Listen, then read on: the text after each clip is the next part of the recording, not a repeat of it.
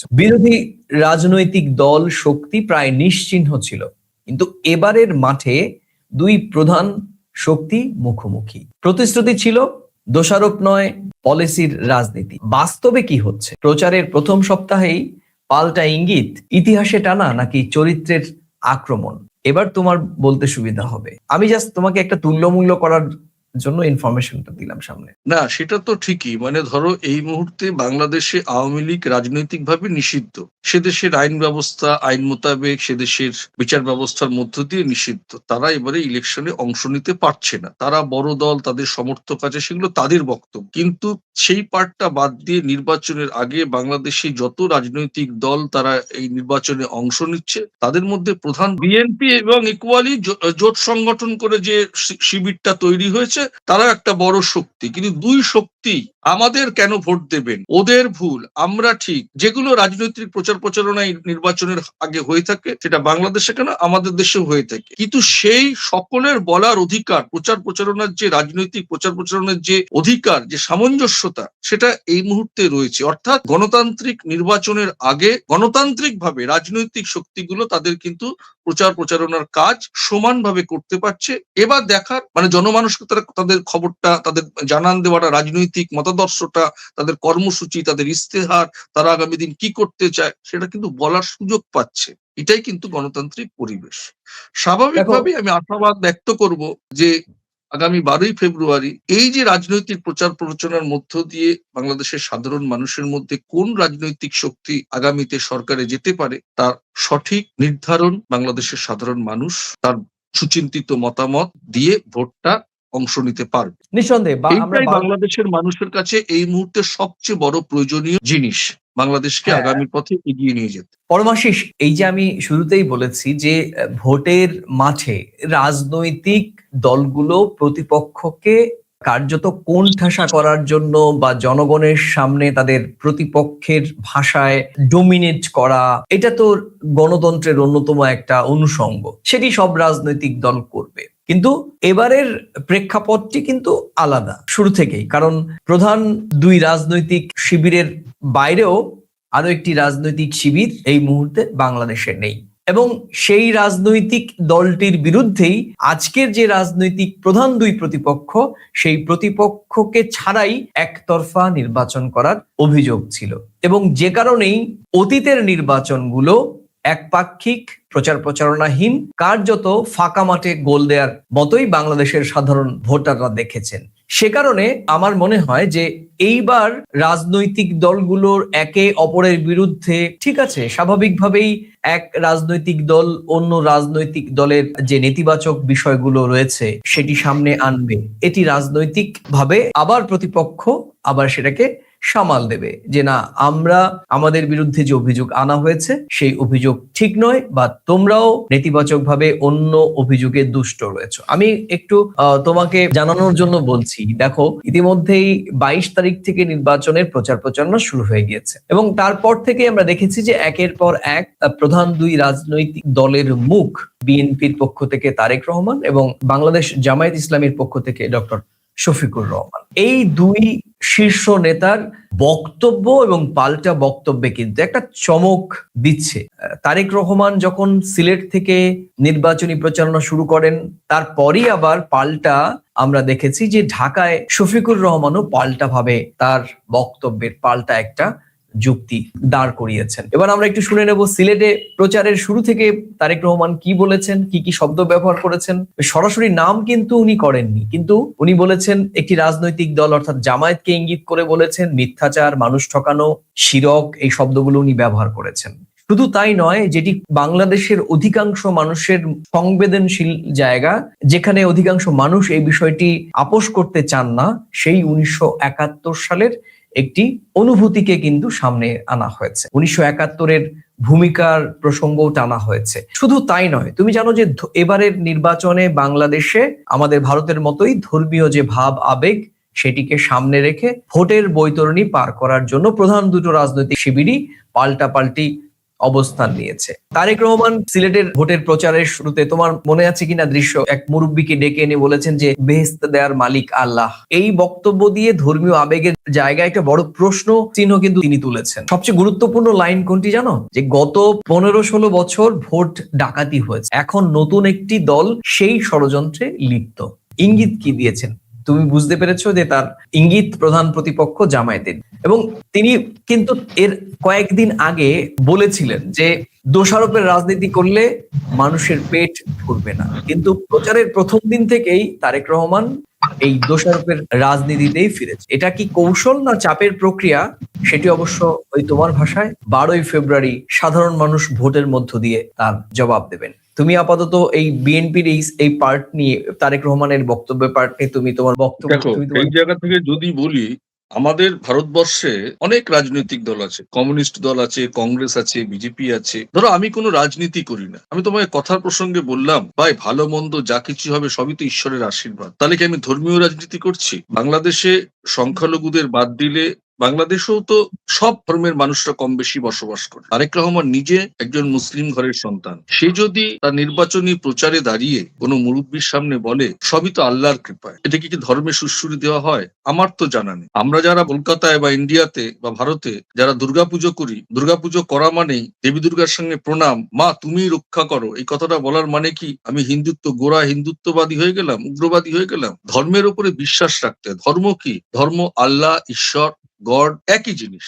একটা একটা আত্মা, মানে একটা আশীর্বাদ। তো সেই জায়গায় কোনো ধর্মের সুশ্রুতি নেই। বাংলাদেশের যে কোনো রাজনৈতিক দল যদি এখন বলে 12ই ফেব্রুয়ারি কি, ওনারা কথায় কথায় বলে ইনশাল্লাহ, কোনো কিছু মানে প্রস্তাব দেওয়া বলে ইনশাল্লাহ, আল্লাহ ব্যাপারটা দেখবে, এতে ক্ষতি কোথায়? তারেক রহমানের রাজনৈতিক এই একটা তাৎপর্যপূর্ণ এই বক্তব্যটি কিন্তু একটি অন্য বক্তব্যকে খণ্ডন করা। তুমি এটা জানো যে সম্প্রতি বিএনপি নেতৃত্বই অভিযোগ করেছেন যে জামায়াত ইসলামীর নেতারা ভোটারদের বলছেন যে জামায়াত ইসলামকে ভোট দিলে বেহেশত স্বর্গের রাস্তা খোলা থাকবে, ঈশ্বরের প্রাপ্তি হবে। এই ধরনের একটি বক্তব্য, এটা ধর্মের রাজনীতি হচ্ছে, এটা ধর্মের রাজনীতি হচ্ছে।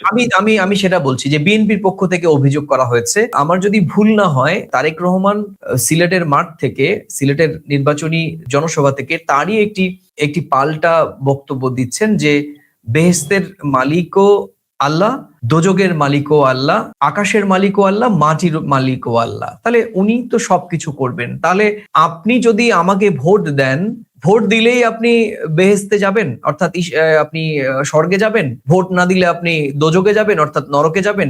এটা তো হতে পারে না। সেই যুক্তি বা সেই বক্তব্যের পাল্টা বক্তব্য হিসেবে এইটা কিন্তু তারেক রহমানের বক্তব্য ছিল, এবং যা ভোটের মাঠে শুরুর দিনই একটি নতুন করে নির্বাচনী প্রচারে একটি মাত্রা যোগ করেছে। আমি এবার স্বাভাবিক হওয়া উচিত, স্বাভাবিক হওয়া উচিত। উনি তো ঠিকই বলেছেন যে আমাকে ভোট দিলেই তুমি, বোধহয় জামায়াত শিবির থেকে বলেছে যে আমাদের ভোট দিলে তোমার স্বর্গের স্থান হবে, না দিলে তুমি নরকে। এটা বরঞ্চ ধর্মের রাজনীতি করেছে। এটি বিএনপির পক্ষ থেকে অভিযোগ করেছে। আবার উল্টো দিকে দেখো, উল্টো দিকে আবার জামায়াত ইসলামী কি বলছে। ঢাকা থেকে প্রচার শুরু করেন জামায়াতের আমির ডক্টর শফিকুর রহমান। তার কয়েকটি বক্তব্য আমরা সামনে আনছি। উনি বলেছেন যে আমি কারো সমালোচনা করতে চাই না, প্রথমেই উনি বলেছেন, এবং তারপর নাম না করে উনি বললেন নতুন ভোট ডাকাত চাই না, নতুন জামা পরা ফ্যাসিবাদ চাই না। 5ই আগস্টের পরিণতির বিষয়টিও তিনি হুঁশিয়ারির ভাষায় উচ্চারণ করেন। চাঁদাবাজি, দখল, হত্যা এসব নিঃসন্দেহে একটি বড় ঘটনা, সেটি বার্তাটি পরিষ্কার।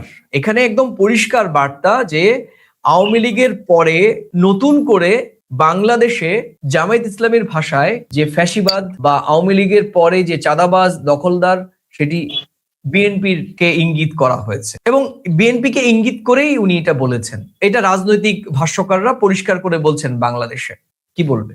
এটা তো স্বাভাবিক, কেননা দেখো বাংলাদেশে বিএনপিও বেশ কয়েকবার ক্ষমতায় ছিল, আওয়ামী লীগও ছিল।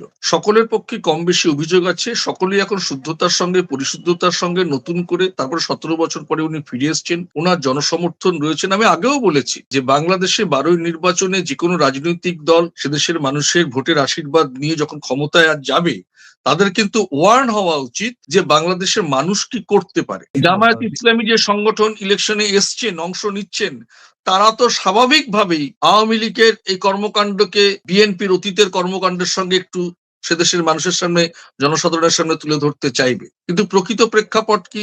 তারেক রহমান যেদিন দেশে ফিরলেন 25শে ডিসেম্বর, যতদূর আমার মনে আছে, সে হুম। দেশে আমরা তাদের সমর্থন, তাকে সে মানুষ কিভাবে গ্রহণ করেছে।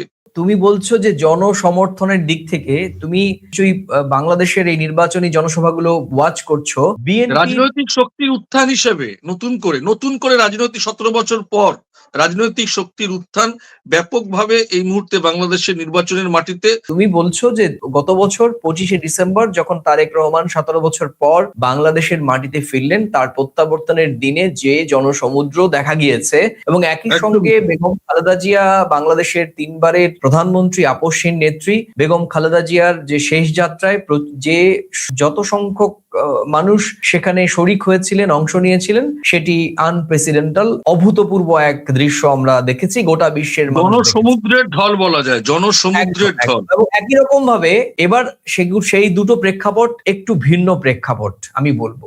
সেগুলোর মধ্যে অনেক ধরনের রাজনৈতিক, সামাজিক, রাষ্ট্রীয়, ইমোশনাল, মানুষের মধ্যে ক্ষোভ থেকে ভালোবাসা সবকিছু ছিল। কিন্তু 22 তারিখের পর যে নির্বাচনী জনসভা অনুষ্ঠিত হচ্ছে, যে কয়েকটি নির্বাচনী জনসভা তোমার আর আমার নজরে পড়েছে, সেই জনসভাগুলোর যদি জনগণের উপস্থিতি বা দলীয় সমর্থক বা ভোটারদের উপস্থিতি দেখো, তাহলে কিন্তু দুটো রাজনৈতিক দলের নির্বাচনী প্রচারণার যে অনুষ্ঠানগুলো, সভাগুলো হচ্ছে, তাতে কিন্তু দুটো রাজনৈতিক দলের সমর্থক, অংশগ্রহণকারী বা ভোটারদের উপস্থিতি প্রায় নিরপেক্ষ দৃষ্টিতে যদি বলা হয় তাহলে প্রায় সমান। সেটা নিয়ে তুমি বিশ্লেষণ করো। যা স্বাভাবিকভাবেই বিষয়টা হচ্ছে যে দেখো, আওয়ামী লীগকে বাদ দিলে তারা এখন নিষিদ্ধ। এরপরে যে বাংলাদেশে একটা অন্যতম রাজনৈতিক দল বিএনপি এবং জামায়াত মানে ইসলামী যে সংগঠন, অনেককে নিয়ে তো প্রধান শক্তি, প্রধান শক্তি তারা যদি 50-50 সবাই যদি সমানে একটা দৃষ্টিভঙ্গিতে যদি দেখা যায় যে এরাও যত লোকে নিয়ে সভা করছে, অন্যরাও তত লোক নিয়ে সভা করছে, তত মানুষের জনসমাগম হচ্ছে, সমানে সমানে পথ চলা হচ্ছে, সমানে সমানে রাজনৈতিক প্রচারণা চলছে, তখন তো পরিষ্কার বোঝা যায় সেদেশে একটা গণতান্ত্রিক পরিবেশ এই মুহূর্তে নির্বাচনের প্রাক্কালে রয়েছে। এখন দেখার বাংলাদেশের সাধারণ মানুষ কার পক্ষে রায় দেয়। আমরা তো একদমই। বাংলাদেশের সাধারণ মানুষের অধিকারের পক্ষে কথা বলবো।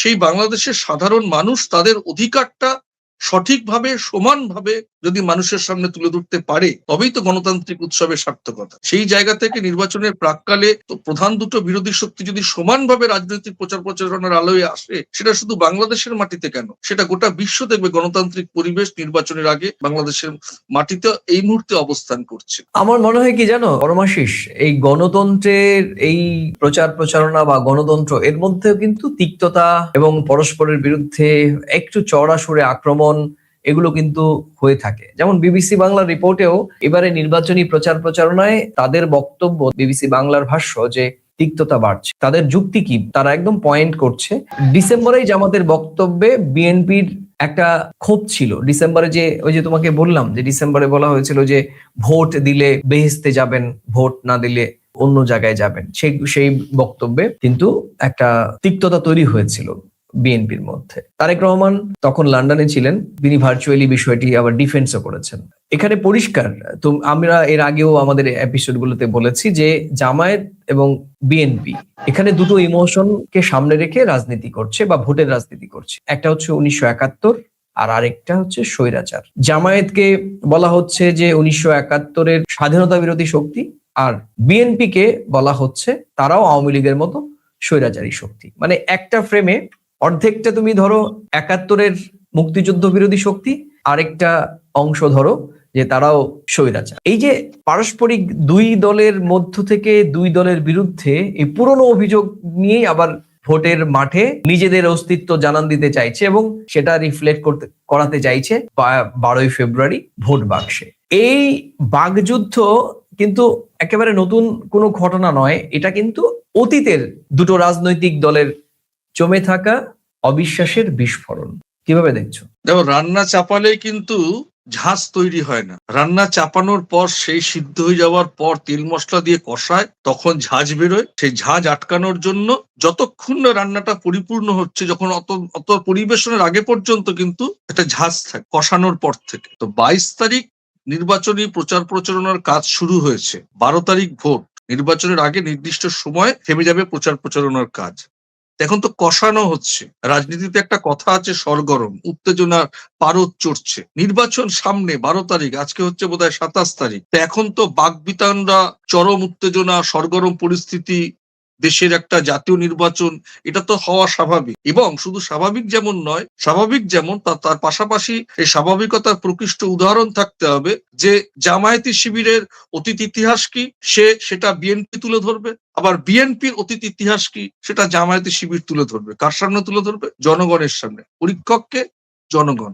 উত্তর দেবে 12ই ফেব্রুয়ারি। এই একদমই তাই। তিক্ততা, চরম উত্তেজনা, এটা তো হওয়া স্বাভাবিক। এটা তো যদি দেখতাম কোনো উত্তেজনা নেই, কোনো চরম নেই, কোনো বাকবিতণ্ডা নেই, তাহলে তো মনে হবে অন্য কিছুর গল্প। যত বাকবিতণ্ডা বাড়বে, যত তিক্ততা বাড়বে, যত উত্তেজনা বাড়বে, যত সরগরম হবে, আমি সাংঘর্ষিক বলছি না, তাহলে বুঝবে গণতান্ত্রিক পরিবেশ অব্যাহত রয়েছে বাংলাদেশের মাটিতে নির্বাচনের আগে। কিন্তু বাংলাদেশের রাজনৈতিক বিশ্লেষকরা কি বলছেন? ঢাকা বিশ্ববিদ্যালয়ের কয়েকজন শিক্ষক বলছেন যে রাজনৈতিক সংস্কৃতি এখনো, যেটা আমরা দেখেছি যে বৈষম্যহীন সমাজ ব্যবস্থা গড়ে ওঠার জন্য 2024-এর 5 আগস্ট হয়েছিল, এই রাজনৈতিক সংস্কৃতির কিন্তু এখনো বদল হয়। তারা বলছেন যে প্রতিপক্ষকে ছোট করে দেখিয়ে নিজেকে বড় দেখানোর পুরনো কৌশলই এখনো বিদ্যমান।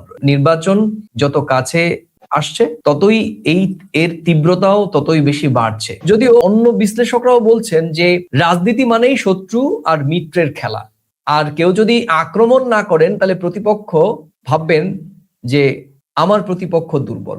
তবে একটা জিনিস ঢাকা বিশ্ববিদ্যালয়ের কয়েকজন শিক্ষক সতর্ক করেছেন যে ঠিক আছে, এই কথার লড়াইটা কথায় থাক, এটা রাস্তায় নামলে কিন্তু সাংঘর্ষিক চেহারা নেবে। কিভাবে দেখছো বিষয়টি? না, স্বাভাবিক। নির্বাচনের আগে রাজনৈতিক প্রচার প্রচারণা যতটা আক্রমণাত্মক ভাবে শাণিত না হবে, তত কিন্তু রাজনৈতিক পারদ চড়বে না। কিন্তু এটাও সত্যি কথা, সেই রাজনৈতিকভাবে আক্রমণোত্তর শাণিত বক্তব্য, সেটা যেন বক্তব্যই থাকে, সেটা যেন পথে সাংঘর্ষিক পরিস্থিতিতে না দাঁড়ায়। তাহলে তো আর সেটা যার ক্ষমতা বেশি সে তখন শানাবে, অন্যকে দামিয়ে দেওয়ার চেষ্টা করবে। সেই জায়গা থেকে কিন্তু সতর্কতা যেমন রাখা উচিত, সমস্ত রাজনৈতিক দলের কিন্তু গণতান্ত্রিক পরিবেশ যাতে সুষ্ঠুভাবে সম্পন্ন থাকে, সেই জন্য সচেতন, দায়িত্ববান থাকা উচিত বাংলাদেশের সাধারণ মানুষের অধিকার রক্ষার তাগিদে, এটাই বলতে পারি। চলো আজকের আলোচনায় সবচেয়ে টুইস্ট যে অংশ, এই এক সপ্তাহে প্রধান দুই রাজনৈতিক প্রতিপক্ষের মধ্যে কে এগিয়ে আছেন, কে পিছিয়ে গিয়েছেন। আমরা প্রথম সপ্তাহের যদি ন্যূনতম একটা হিসেব করি তাহলে বিএনপি তারা বিভিন্ন রকম সাংগঠনিক কর্মসূচি দিয়েছে, তরুণদের নিয়ে আলাদা উদ্যোগ নিয়েছে, ডিজিটাল অ্যাপ, কিউআর কোড, নতুন কৌশল তারা বাজারে ছেড়েছে। কিন্তু বক্তব্যের ক্ষেত্রে তারা পুরনো আক্রমণের ছকই ধরে রেখেছেন। আবার উল্টো পিঠে জামায়াত ইসলামী তারা কিন্তু মাঠে সরব, আত্মরক্ষায় যথেষ্ট যুক্তিযুক্ত পাল্টা আক্রমণও করছেন, দুর্নীতি বিরোধী নৈতিক অবস্থান তুলে ধরছেন জামায়াতের শীর্ষ নেতারা। কিন্তু বিকল্প নীতির বিষয়টি এখনো স্পষ্ট নয়। আর এই এক সপ্তাহের ফলাফলে দেখা যাচ্ছে যে সত্যিকার অর্থে কেউ এগিয়ে নয়, বরং তো তাহলে ফলাফলটা কি দাঁড়াচ্ছে? আমরা যদি এখান থেকে এক সপ্তাহের ফলাফল বিশ্লেষণ করি নির্বাচনী প্রচার প্রচারণায়, তাহলে তুমি কিভাবে দেখছো? দেখো, প্রথম কথা হচ্ছে এখন ইলেকশনে কারা লড়ছে? বিএনপি লড়ছে আর জামায়াতে ইসলামী লড়ছে। এই জামায়াতে ইসলামীর আদর্শিকভাবে মুক্তিযুদ্ধের তারা বিরোধিতা করেছে, এটা বিএনপির কাছে একটা বড় পয়েন্ট। বিএনপির কাছে আর একটা বড় পয়েন্ট কি, সেটা হচ্ছে যে আওয়ামী লীগ শুরুতে যা ছিল পরে সেই আদর্শিক জায়গায় ছিল না, তারা স্বৈরাচারী হয়েছে। তার উদাহরণ কি? 2024-এর 5ই আগস্ট। তাহলে নির্বাচনী প্রচার প্রচারণায় আওয়ামী লীগের বিরুদ্ধে যারা আওয়ামী লীগ যদি সমর্থন থাকে, কেন বিএনপিকে, জামায়াত ইসলামীকে ভোট দেবেন না? মুক্তিযুদ্ধের বিরোধিতা করেছে, আর আওয়ামী লীগ স্বৈরাচারী শাসন ব্যবস্থা করেছে। আমরা পথে এসেছি, আমাদের ভোট দিন। জামায়াত ইসলামী বলবে এরাও আওয়ামী লীগের আরেকটা পিঠ। কিন্তু বিএনপির তো উৎখাত হয়ে চলে যেতে হয়নি, খালেদা জিয়াকে তো উৎখাত হয়ে চলে আসতে হয়নি, ওদের জায়গা রয়েছে, পয়েন্ট রয়েছে। হ্যাঁ, জামায়াতের থেকে অভিযোগ হয়েছে তো একই রকম ভাবে আওয়ামী লীগের সঙ্গে বিএনপি কে তারা একই ফ্রেমে প্রজেক্ট করছে, এবং নির্বাচনী প্রচার প্রচারণায় আওয়ামী লীগের বিরুদ্ধে যে সমস্ত দুর্নীতির অভিযোগ ছিল, চাঁদাবাজি, দখল, বিদেশে টাকা পাঠানো, সব অভিযোগে কিন্তু বিএনপির বিরুদ্ধেও ছিল। সেই অভিযোগগুলোকেই নির্বাচনী প্রচার প্রচারণাতে জামায়াত ইসলামী কাজে লাগানোর চেষ্টা করছে।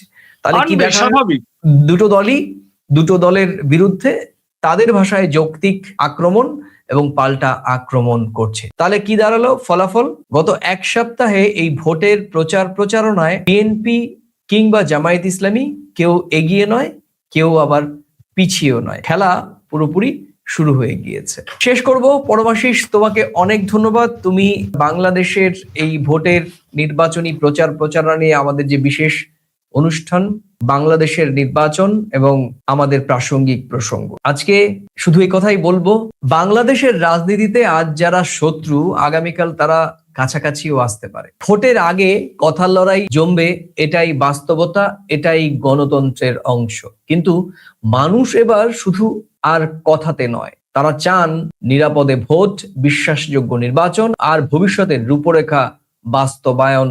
তাই প্রশ্নটা যেমনটা সোজা তেমনটা কঠিন, এই বাকযুদ্ধের ভিড়ে কারা বিশ্বাস তৈরি করতে পারবে, কারা শুধু ইতিহাস টানবে আর কারাই বা সামনের দিকে তাকাবেন। আর এই উত্তরই ঠিক করে দেবে বাংলাদেশের আগামীর রাজনৈতিক দিশা। সুন্দর বাংলাদেশ হবে, স্বচ্ছ বাংলাদেশ হবে, না একটা কণ্টকাকীর্ণ বাংলাদেশের পথ এগিয়ে নিয়ে যাবে বর্তমানের রাজনৈতিক দলগুলো। প্রিয় দর্শক, আজকে এ পর্যন্তই। এই অনুষ্ঠানের কোন অংশের সঙ্গে, কোন মন্তব্যের সঙ্গে আপনি সহমত কিংবা কোন মন্তব্যের সঙ্গে আপনি ভিন্নমত, সেটি প্রতিদিনকার মতো মন্তব্যের কলামে লিখে জানাতে ভুলবেন। আর এই ভিডিওটি ভালো লাগলে অবশ্যই নিজেদের মাঝে শেয়ার করে ছড়িয়ে দেবেন। আর আজকের এই চ্যানেলে নতুন এলে পুরনো ভিডিও দেখে ভালো লাগলে চ্যানেলটি সাবস্ক্রাইব করবেন। তাহলে আজ এই পর্যন্তই, আবার দেখা হবে নতুন কোনো বিষয়ে, প্রাসঙ্গিক প্রসঙ্গ নিয়ে। ততক্ষণ ভালো থাকুন, সুস্থ থাকুন, সবাই নিরাপদে থাকুন। নমস্কার। নমস্কার।